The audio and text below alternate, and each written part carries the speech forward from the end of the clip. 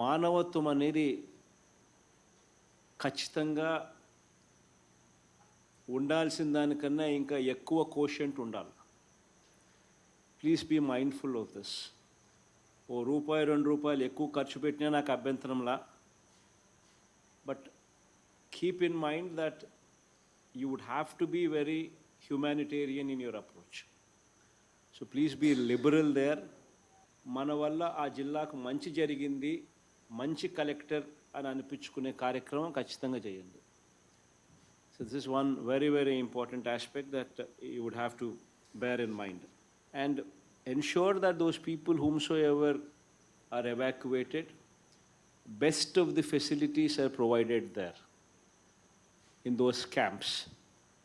మనమే ఆ క్యాంపుల్లోకి వెళ్ళి ఉంటే how would we want those camps to be అన్న దృక్పథంతో మీరు ఫెసిలిటీస్ మీద ధ్యాస పెట్టమని చెప్పి మిమ్మల్ని అందరినీ కూడా రిక్వెస్ట్ చేస్తూ ఉన్నాను.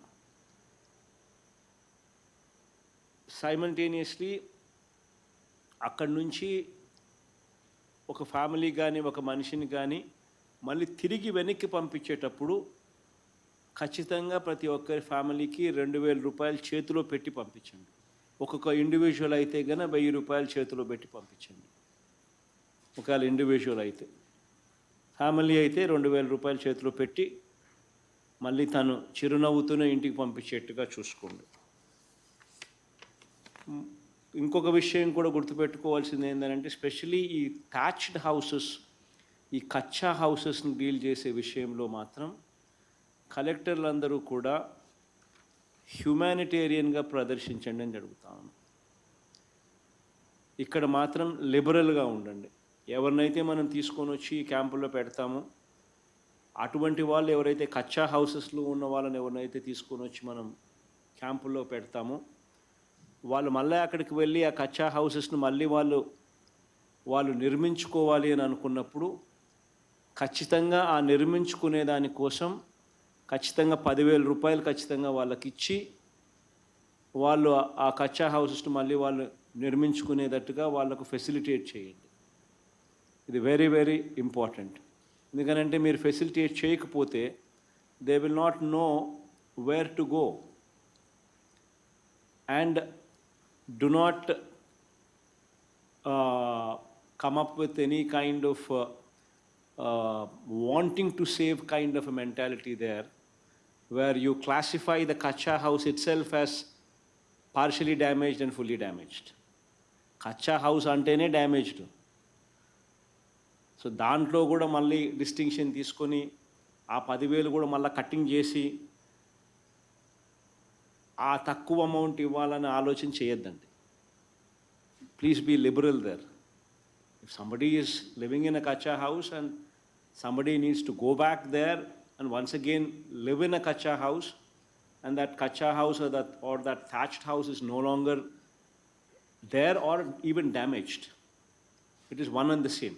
Treat them as one and the same and ensure that 10,000 rupees is given so that they fully come up with a new thatched house or fully repair the existing thatched house, whatever way.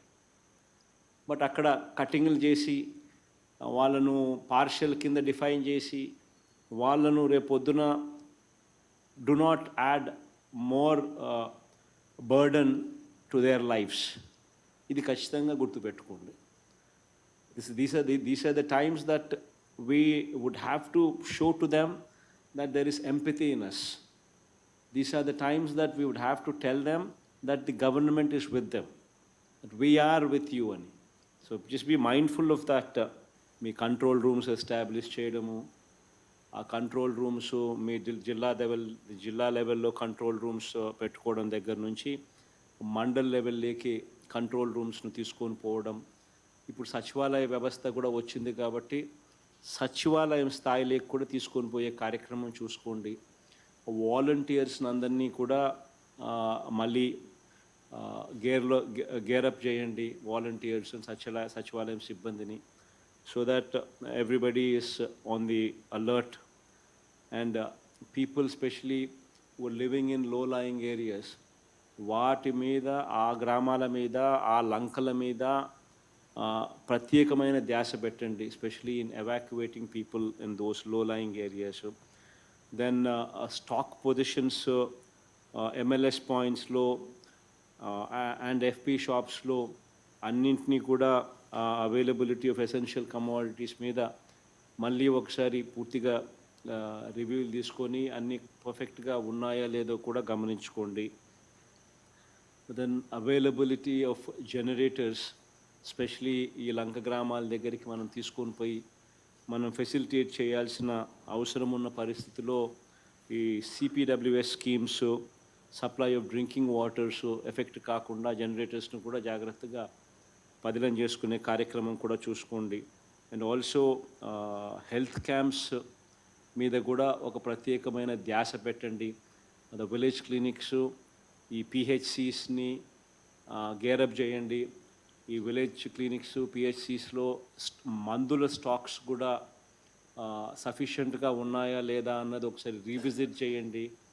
ఇక water రిసీడ్ అయిన తర్వాత enumeration of damages దీనికి సంబంధించి I need not tell you, దానికి కూడా water రిసీడ్ అయిపోయిన వెంటనే at the earliest మనం ఎన్యూమరేషన్ కూడా చేసి అన్ని రకాలుగా కూడా government is committed to stand by the people అనే మెసేజ్ ఖచ్చితంగా ఇవ్వండి. ఎంత ట్రాన్స్పరెంట్గా ఉండాలి అని అంటే benefit of doubt give it to the people it self. Let's not have any kind of contention with ఆ గ్రామం కానీ ఆ ప్రజలు కానీ. Let's give benefit of doubt to them it self. So అది కూడా జాగ్రత్తగా చూసుకుంటాం. అండ్ వెరీ వెరీ ట్రాన్స్పరెంట్గా అన్నీ జరిగేట్టుగా కూడా ప్రతి అడుగు కూడా వేయండి.